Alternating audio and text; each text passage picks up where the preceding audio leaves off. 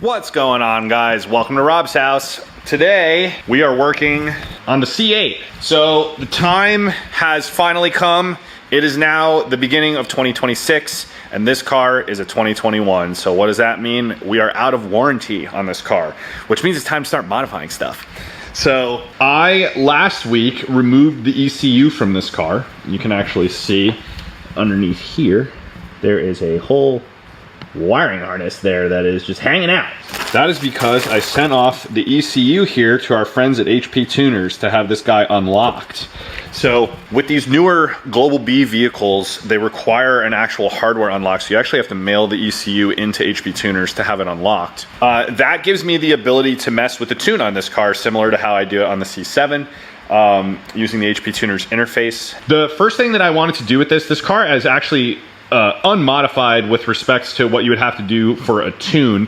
It does have an exhaust on it, but it's cat back, so there's nothing that actually changes the intake or exhaust flow to where you would have to remap the calibration. So the fueling is fine in this car, but this car does have the cylinder deactivation, the 4-cylinder mode. So the AFM, active fuel management system, on these cars, there are, in the stock exhaust, there's 2 valves up front, not the sound valves in the back. There's 2 valves like right where the rear section of the exhaust connects to the cat mid pipes. So I have simulators on that right now that simulate the AFM valve actuators still being there, because the Militech exhaust does not have these valves, and it would throw a check engine light without that. Now, had I had the ECU unlocked, I wouldn't have bothered buying the simulators because I can just turn those codes off. So I will turn those codes off in this. I'm also going to update the tune so that it never enters the 4-cylinder mode, because right now, if Kayla is driving this car in automatic mode, it's going in and out of 4-cylinder the whole time that she's cruising, and that will cause lifter failure on these eventually. That just happens in all these LT motors. Not great. So we want to avoid that. Might add a little more burble action going on, I think, in the tune. Got a little more pops and bangs going on in the car, which is, you know, is always fun, always sounds good. Notice I do have the battery disconnected here, and why is that? Well, we upgraded the brakes. So that was another thing I did the day that I sent the ECU off, is I put these PowerStop Z26 rotors and pads on the car. So I'm excited for that. It should throw a lot less brake dust now. Couple tips on doing brakes on these cars. So why did I disconnect the battery? Well, if this car, you have 2 options when you're doing a brake job in this car from what I read. One is you can leave the car in service mode, which means the battery would be connected, and the way you enter service mode is foot off the brake, and it's like you're just turning the accessory power on, but you keep holding the on-off switch, the ignition switch. And when you do that, eventually it'll wake up, and then it'll really wake up and it'll Christmas tree the whole dash, and that's how you know you're in service mode. And you could just leave it in service mode and do your brake job from what I read. I didn't want to risk that. I didn't know if service mode ever times out or anything like that. So the other option that you have is just disconnect the battery. Now, why would that be an issue when you're doing a brake job? Well, the thing is, this car will detect when you, like if you use a caliper separator tool, it will detect that change in the hydraulic pressure in the brake line, and it'll try to like correct it. Like it'll try to squeeze back onto the rotor. From what I understand, it performs like these checks at certain time intervals where it will basically pulse the brake booster, I guess. I don't really know how it does it, but it'll pulse to make sure that you have even contact, I guess, with the rotor. I don't really know why they do this, because you can just do this by pumping the pedal yourself, but apparently the computer does something with the brake system in this to maintain a certain amount of like brake pressure. And the problem with that is if you do that while you have a caliper removed, it'll just collapse it'll seize the whole caliper basically. So you can damage the car if you try to do a brake job on these without it either A, in service mode, or B, with the battery disconnected. Now, I'm sure someone's gonna correct my very clumsy explanation there of exactly what the ECU is doing, or the BCM. It wouldn't even be the ECM, I don't think, that does that, but it would either be the body control module or the chassis control module. But one of them does something where it plays around with the brake booster. So that's why the battery is disconnected. It's also probably good practice to disconnect the battery when you're pulling the ECM out anyway. You don't have to, but I'd imagine that that's probably just makes it a little bit safer. So I'm gonna get the ECM back in the car. I'm gonna get the wheels back on the car. I'm gonna get the car back on the ground off the quick jacks, torque the wheels to spec. On the C8, they use a larger wheel stud and a larger lug nut, so it's actually 140 foot-pounds on these, not 100 like previous generations of Corvettes. So I'm just gonna get everything kind of put back together, fire the car up, make sure we're okay before I even play with it, and then I'll show you guys the first flash. And I'm gonna show, you know what, I'll show you in this video how to disable the 4-cylinder mode in your tune. It's super easy. You don't have to know anything about tuning to know how to do this. All you need is an HP Tuner's interface, your ECM unlocked, and their software installed on your computer, and I'll show you guys how to do it. So I'll be right back. Note that the ECU in this car is in the tunnel, the center tunnel. You saw the wires hanging down there before. You can kind of see where it's coming out. So I did have to take that shielding out so that I could get the ECU out. And there is a bracket that it sits in. So it sits in this bracket. The way you release it is basically these tabs. You just kind of push out on them and you can lift the ECU out of it. Anyway, I got to put it back in this bracket and then, you know, mount the bracket back where it's supposed to be and plug everything back in. So I'm going to do that. So I'm going to get everything back together, and then I'll come back with you guys and I'll show you how to disable the, it's called DOD, displacement on demand. So which is what makes the car enter the 4-cylinder mode. So I will be right back with everything put back together, and I'll show you guys how to disable that. All right, guys.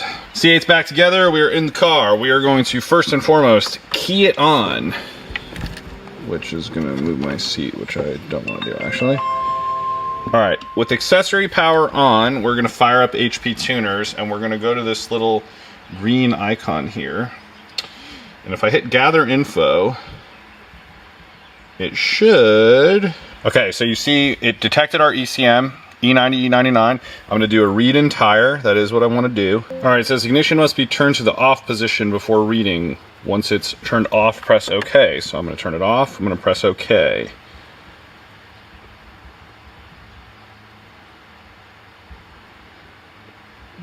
Turn the ignition to the run position.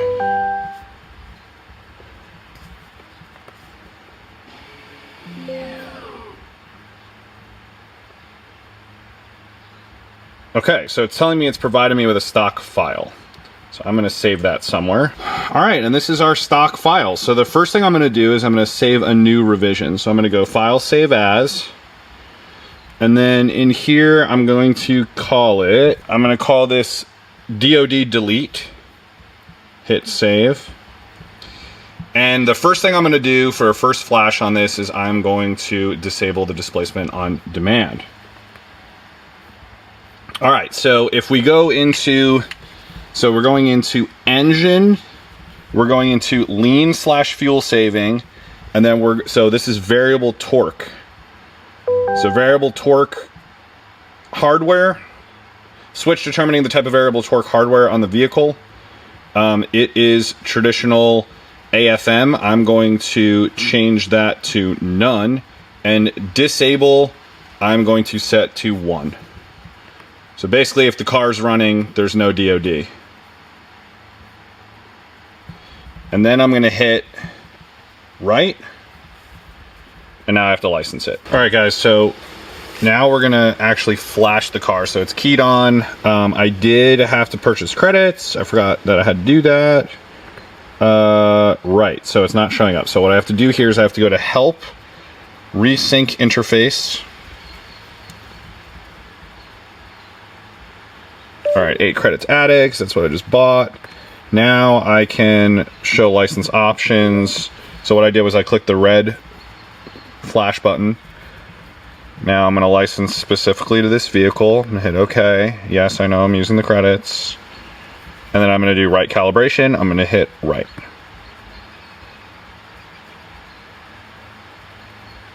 In theory, this should work.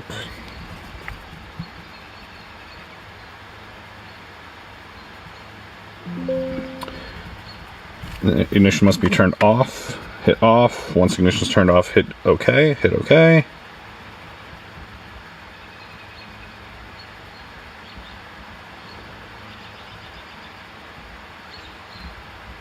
Oh, pretty fast. 20 seconds, not even. 18 seconds to write the calibration. That's nice. Nice and quick.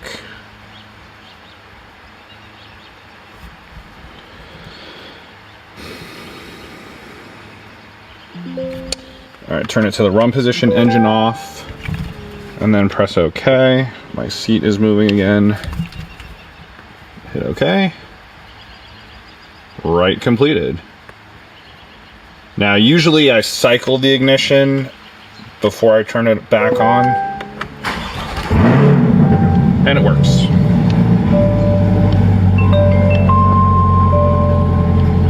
Very good. So that's our first successful flash on the C8. Like I said, all I messed with here was lean fuel saving.